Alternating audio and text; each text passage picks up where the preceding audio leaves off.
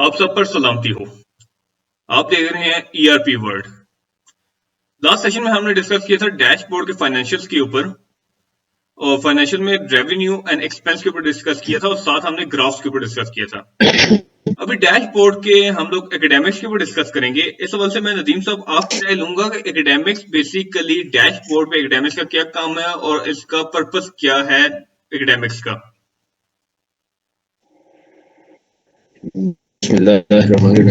Thank you. मैं भी actually हमारा एकेडमिक्स एक डिपार्टमेंट है जिसमें हम मुख्तलिफ चीजें डील करते हैं। वैसे उसमें स्टूडेंट मैनेजमेंट भी आती है और उसमें सारी जो है हमारी जो जो एकेडमिकली हम देखते हैं सब्जेक्ट को, क्लास को, वो सारी मैनेजमेंट उसमें आती है। अब एकेडमिक फिगर को चार्ट डैशबोर्ड पे प्रेजेंट कर दिया गया है। तो एकेडमिक फिगर को डैशबोर्ड पे किया गया, उसमें हम स्कोप कर रहे हैं नंबर ऑफ स्टूडेंट को, नंबर ऑफ स्टूडेंट कितने हैं और करंट मंथ है, एडमिशन कितने आए हैं, करंट मंथ में लेफ्ट स्टूडेंट कितने किए हैं और उनमें से मेल हैं और फीमेल कितने हैं। ये चीज हम प्रेजेंट कर रहे हैं एकेडमिक्स के साथ, क्योंकि सबसे ज्यादा जो नीड होती है ओनर की वो ये होती है कि वो समरी देखे कि उसके पास नंबर ऑफ स्टूडेंट कितने हैं, थोड़ी सी डिटेल देखना कि उस मेल और फीमेल्स मिल जाते हैं। और जरा आगे भी देखना चाहे तो वो डैशबोर्ड पे मजे है हमारे कि हम देखते हैं अमाउंट कितनी है वो आ रही है, सीट कितनी, बैंक सीट कितनी है, टोटल रिसीवेबल कितना है, करंट मंथ।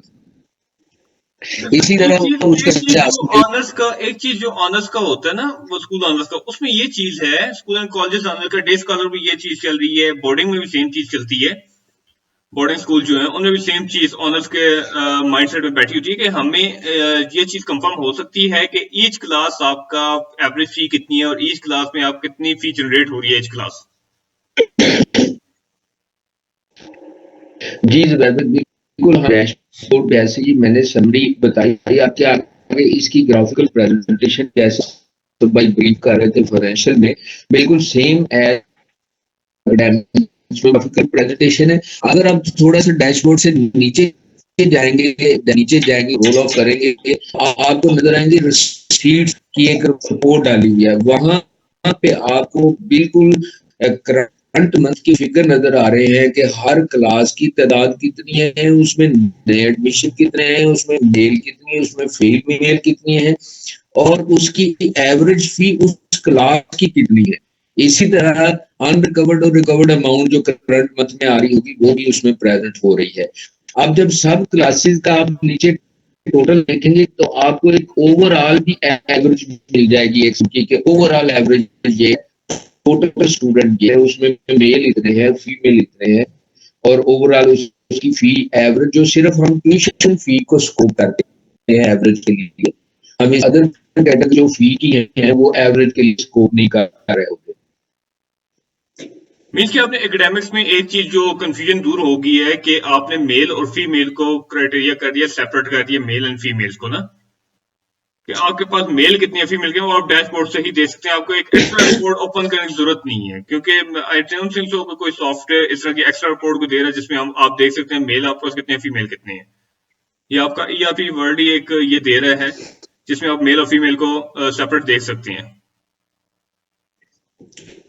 अच्छा वैसे आपके पास एक मिनट हो गया, आपको इसकी रीजन जो बैकग्राउंड में हमारे जहन में थी वो ये थी कि जैसे एक स्कूल ने अपनी इन्वेंट्री का ऑर्डर पुट करना है अपने वेंडर को, तो वो देखना चाहता है कि अगर यूनिफॉर्म का ऑर्डर पुट करें तो उसमें फीमेल अंदाजन इस एज फैक्टर में क्या है और मेल जो है अंदाजन इस एज फैक्टर में क्या है। जब वो ये देखना चाहता है तो उसे वो कहीं से मिलते नहीं। आप क्लास वाइज मेल फीमेल देने का मतलब ये है कि टोटल एक क्लास में अगर सच्चे उसमें 80 जो है वो फीमेल है, 20 जो है मेल है, तो वो वहां से अपना वो जो है आर्टिस कर सकते हैं को हमारी एज फैक्टर की यूनिफॉर्म इतनी तादाद में फिल की बननी चाहिए, इतनी तादाद में की फर्नीचर एंड सोन।